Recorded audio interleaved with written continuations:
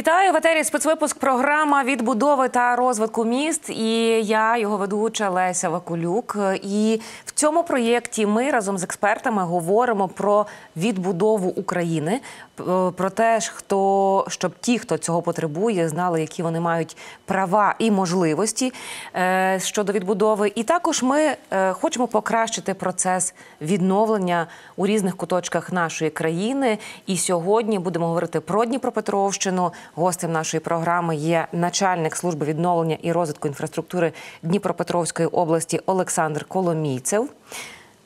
Пане Олександре, вітаю вас. Доброго дня. Доброго дня. Пане Олександре, я маю до вас пропозицію. Ми поговоримо з вами після того, як подивимося матеріал наших колег про масштабне будівництво водогону до Кривого Рогу. 6 червня, 2:50 ночі. Вибух. Росіяни знищують греблю Каховської гідроелектростанції. Як наслідок, близько 1 мільйона людей залишаються без води – технічної, питної, будь-якої. З Каховського водосховища забирали воду 4 потужні системи каналів – Північно-Кримський, Каховський магістральний, Дніпро-Кривий Ріг і Північно-Рогачицька зрошувальна система. Тож відсутності однієї з базових людських потреб зазнали мешканці Херсонської, Запорізької та Дніпропетровської областей.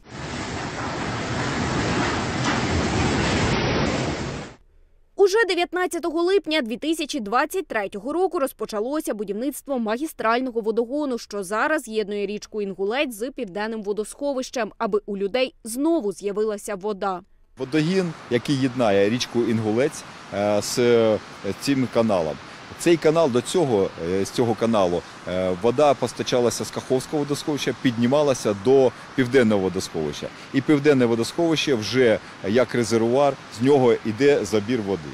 Проєкт став унікальним для незалежної України. Всього за 11 місяців вдалося реалізувати 3 ділянки загальною протяжністю 155 кілометрів. Якщо так порахувати, то тільки проєктні роботи будуть займати до 2 років на таких об'єктах, на такій потужності, 2-3 роки. І будівництво можна порахувати 2-3 роки. Тобто, якщо класично вирішувати питання, то можна 6 років чекати, щоб отак отримати такий водогін.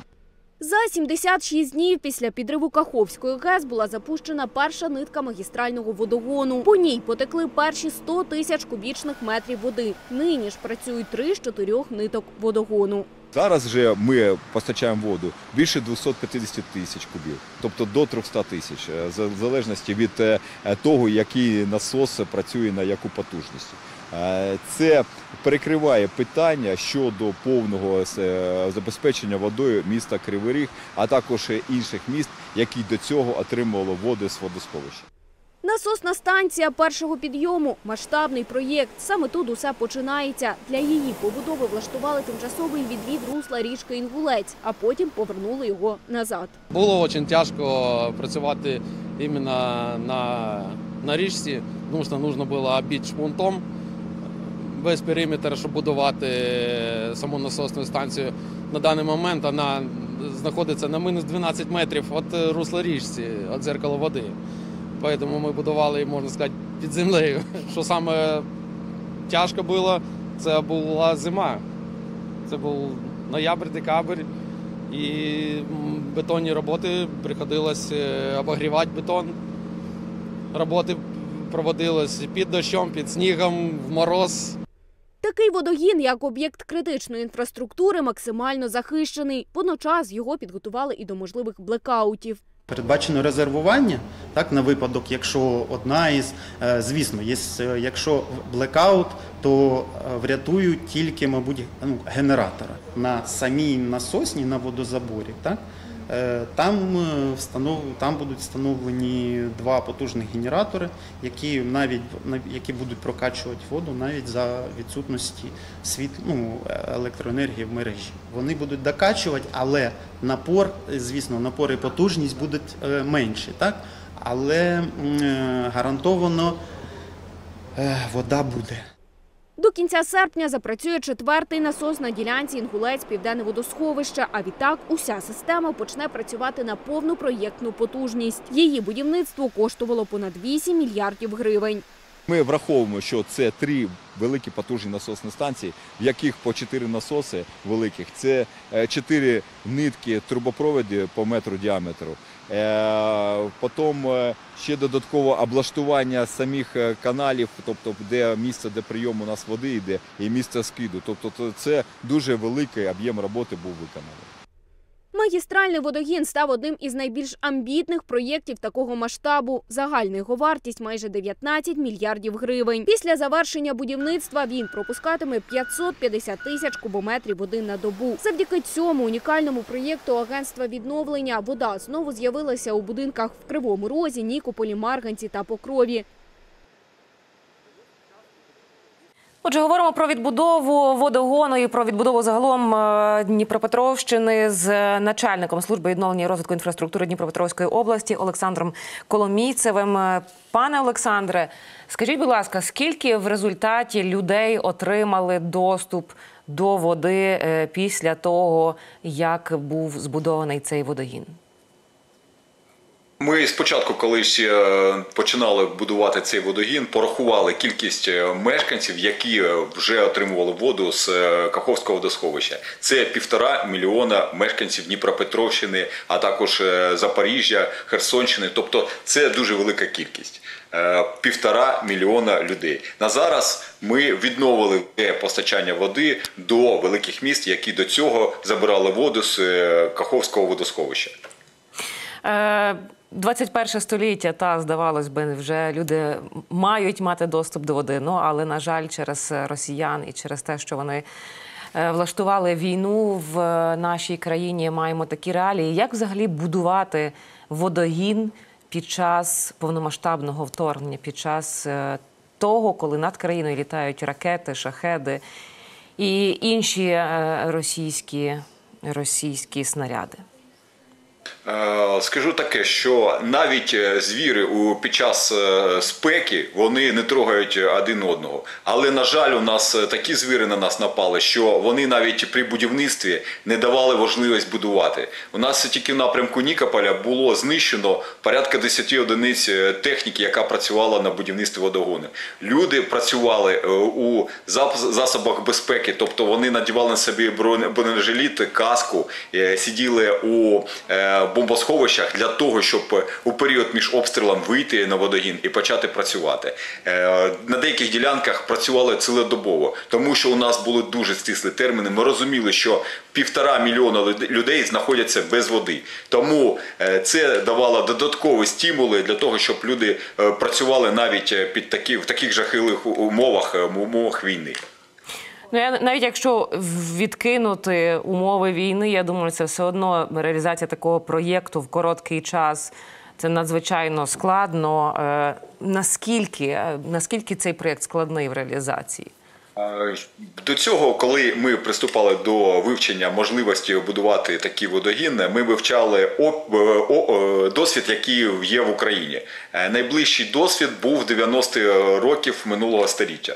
Тобто навіть ті насоси, ті трубопроводи, вони вже застаріли. Тобто технологія вже не підходила. І будівництво займали, в роках можна порахувати, там будівництво було в чергах, деякі ділянки будувалися по 3 роки. Це канал Дніпро-Західний Донбас. Це от такий найближчий аналог. Ми ж будівництво майже завершили, тобто ми вже запустили водогін, але ж роботи тривають за 11 місяців. За цей період ми зробили і проєкт, і побудували, і вже дали воду мешканцям Дніпропетровщини. По 1,5 мільйона людей отримали воду від цього водопостачання.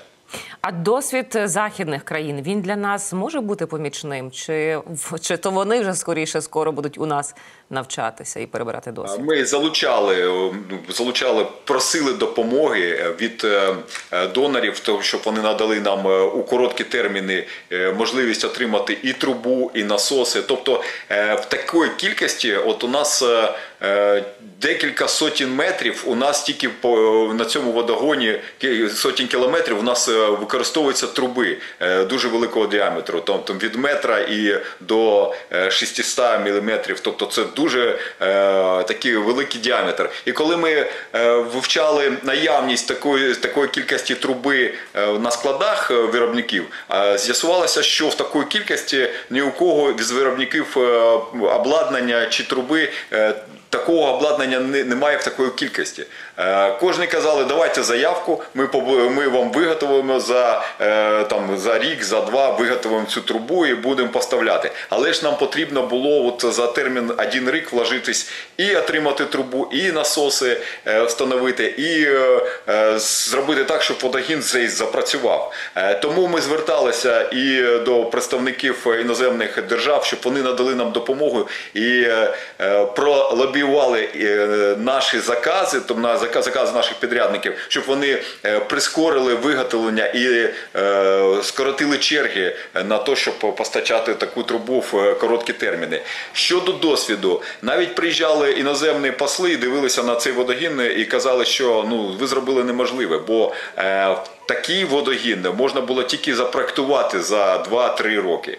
А ви вже закінчуєте будівництво. Тобто навіть в умовах війни, при відсутності повної комплектації матеріалів, можна сказати, навіть логістика зараз не працює в такому повному об'ємі, бо у нас немає морських перевезень в такої кількості, яка потрібна. Але ж ми вирішили це питання і сьогодні мешканці отримують воду. Власне, через те, що проєкт в такі стислі терміни мусив бути зреалізований, щоб люди отримали воду.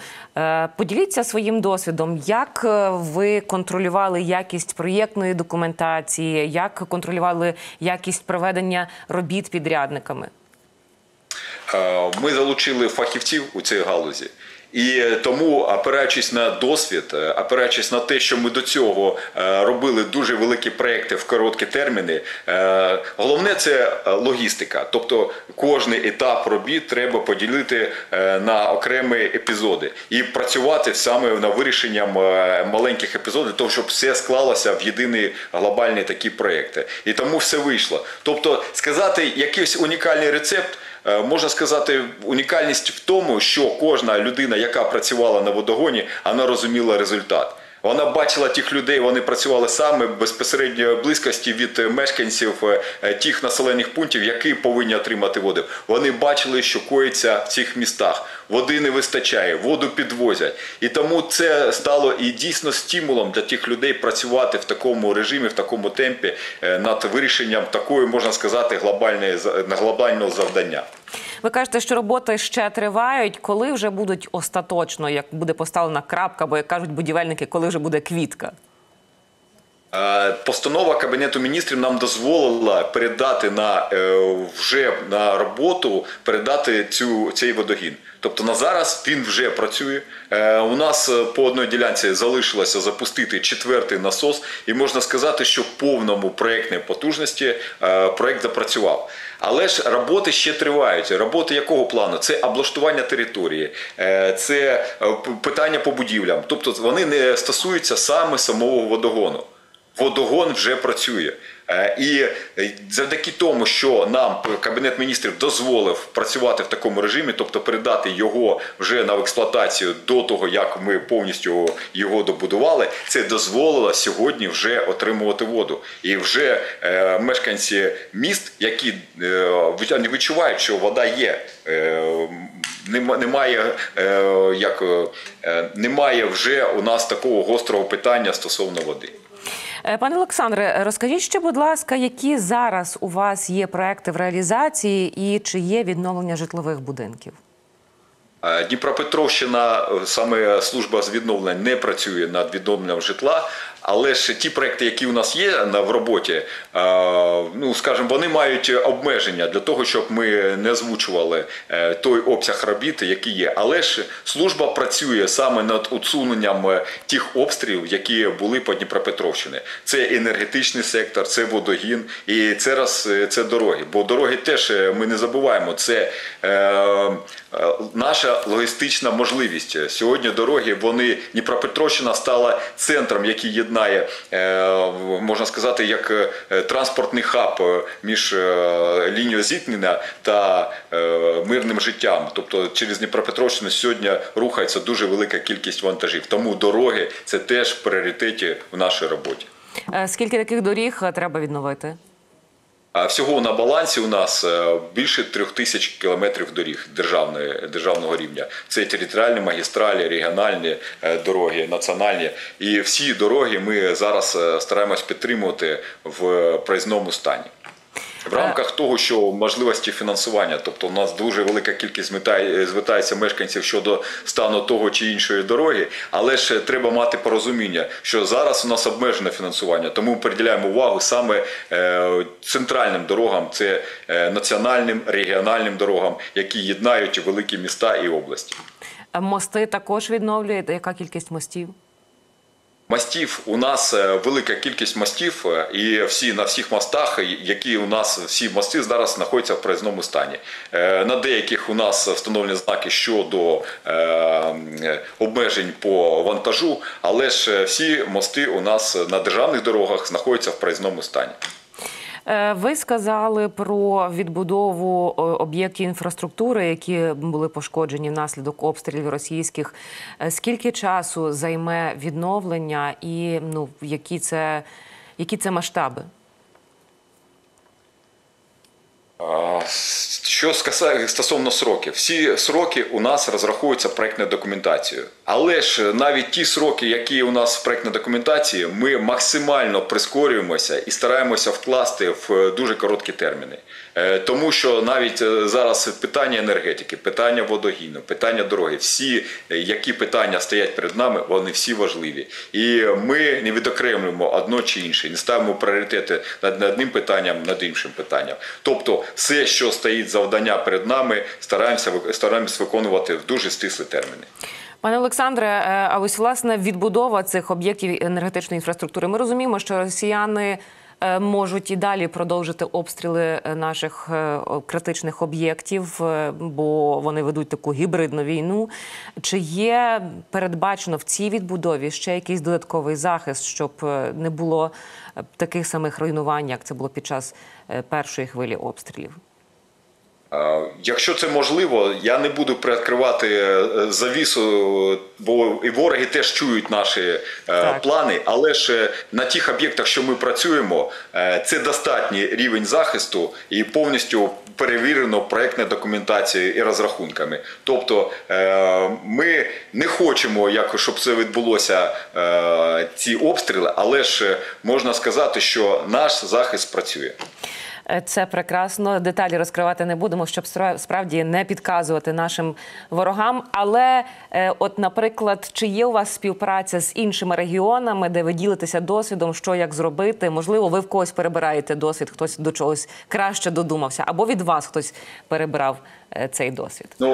Скажу так, що будівництво – це не аматорство, тому все передбачається проєктною документацією, розрахунками, і для цього працюють інженери і технічний нагляд за об'єктами будівництва. Тому кожне питання, яке становиться перед захистом чи перед об'єктом, воно спочатку попадає в проєктну документацію і проходить експертизу проєктів. Тому тут досвід, як... Так, ураховується досвід, бо країна до цього не знала, що може бути таке, що будуть битися ракетами по об'єктам гражданської інфраструктури. Тобто, але ж ми бачимо, що навіть наш ворог не гнущається цим, що він обстрілює саме енергетичний сектор, який ставить перед мешканцями України вже на межу виживання. Вони не знущаються цим. Тому кожний обстріл він враховується в об'єктах укриття, у засобах підсилення самих об'єктів. Наскільки в процес відбудови включені органи місцевого самоврядування? Яка співпраця? Тільки у тісній співпраці. Тобто, якщо потрібна нам якась допомога, то ми звертаємося, і тут немає у нас різниці між зонами відповідальності, бо всі зараз в країні працюють виключно на результати. Результат – це наша перемога в цій війні. Пане Олександре, а мешканці звертаються до вас з якимись питаннями, пропозиціями щодо відбудови? Чи ви займаєтеся лише виключно критичною інфраструктурою? Мешканці, таким чином все влаштовано, що на зараз у нас присутні звернення до адміністрації, потім вони з адміністрації попадають вже в постанову Кабінету міністрів щодо відновлення конкретних об'єктів. А ми вже займаємося, як служба, ми займаємося вже кінцевим етапом, тобто відбудовою. Тобто ми не збираємо інформацію щодо пошкоджень чи інформацію щодо об'єктів, які були знищено. Наше завдання – це вже відновлення того, що було зруйновано і того, що попало в об'єкти на відновлення.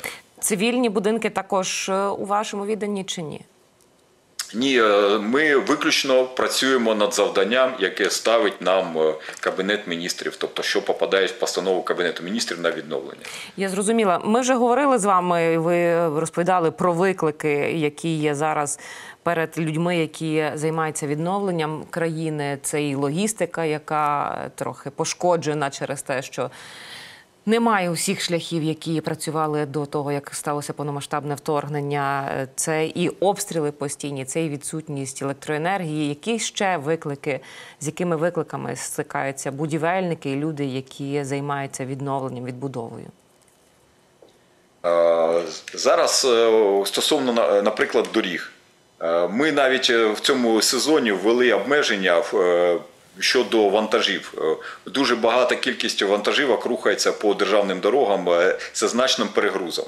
Тобто ми вимушено встановили обмеження щодо вантажу, щоб не навантажувати наші державні дороги. Бо відновлення повинно бути, але ж збереження – це першим етапом, який становиться перед нами. Тобто, щоб профілактика перевозів вантажів, тобто, щоб у нас вантажний транспорт не руйнував державні дороги своїми перегрузами.